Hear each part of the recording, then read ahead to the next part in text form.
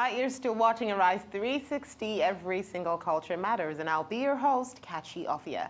Well, it's time to find out what's been going on in the charts and behind the scenes in today's music news.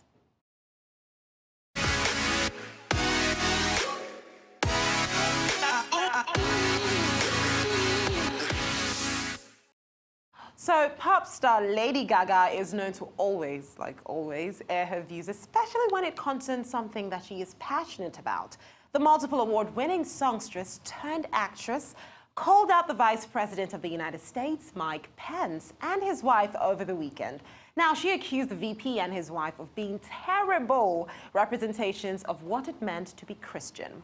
She made this view known when she was performing on Saturday, January 19th at the Park Theater in Vegas as part of her new residency. Now, the entertainer first, openly wondered if or when the President Trump would reopen the government, which got a huge round of applause.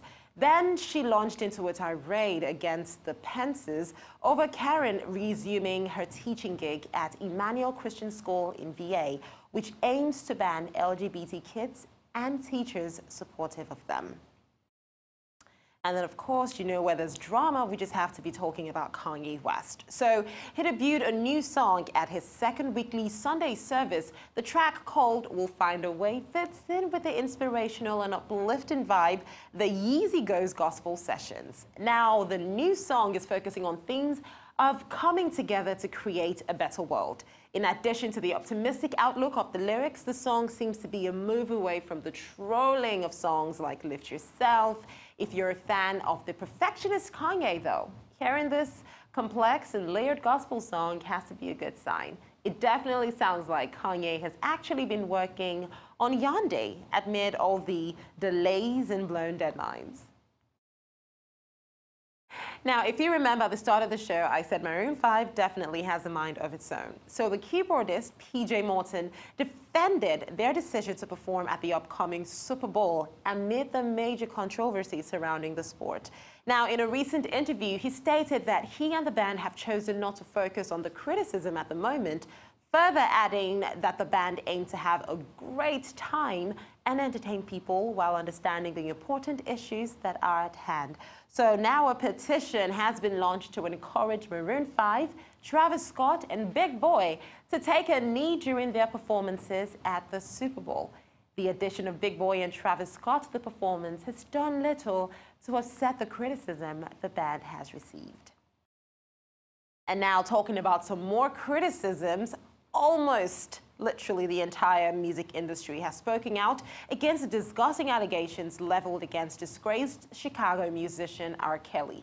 But you see, surprisingly, Erykah Badu doesn't look to be amongst them. So fans of Erykah Badu were disappointed when she spoke out about R. Kelly. This was at her show in Chicago on Saturday, and it looked like she was defending him. So in her statement, Erykah Badu put out a prayer for R. Kelly, hoping he sees the light of day. So she followed those comments by asking the audience if they would crucify any of the victims they grew up to be offenders, which was met with a voice of disappointment from her fans. Now, Erykah Badu has been criticized for defending controversial figures, previously stating that she saw the good in everyone.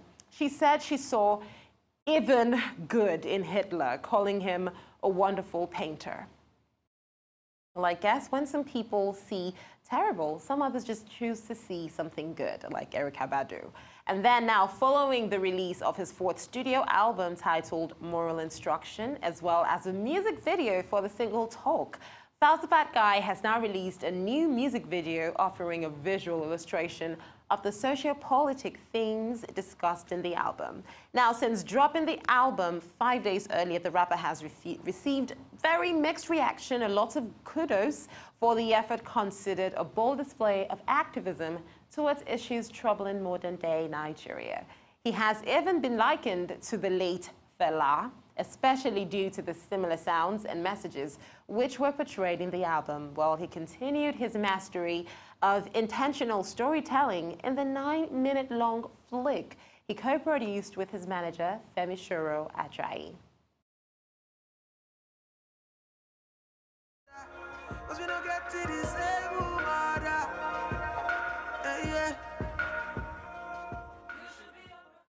Well, it's from music now to social media as we turn our attention to the very popular platform in the world, and we're talking about social media. So how about we find out what's trending?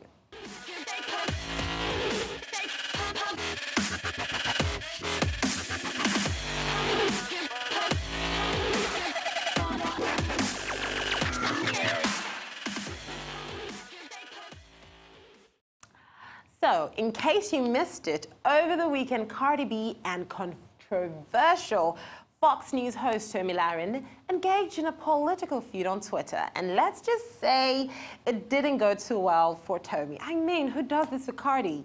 Well, it all started when she criticized Cardi B for speaking out about the government shutdown.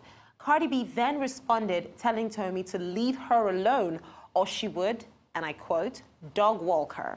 Now, that tweet went mega viral, obviously, gaining over 500,000 likes in just a matter of hours.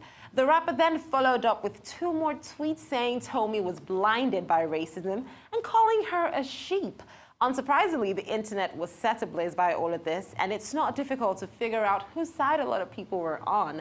Well, Thome has courted controversy over the years, blasting the Black Lives Matter movement and engaging in feuds with other people like rapper Wale and Trevor Noah. And still, it's like the controversies just keep rolling out. So there were 2 documentaries on Netflix and US streaming site Hulu, which were released last week to shed the light on what happened at the Flop Bahamas event. Ticket holders were promised a weekend partying with influencers on a private island, but instead got rain-soaked mattresses in disaster tents and their luggage dumped in an unlit car park. Now, rapper Ja Rule is speaking out, denying his involvement in defrauding partygoers and locals on the island. Now, the founder of the festival, Billy McFarland, is serving a 6-year jail term, but Ja Rule was not arrested or charged in connection with the fraud.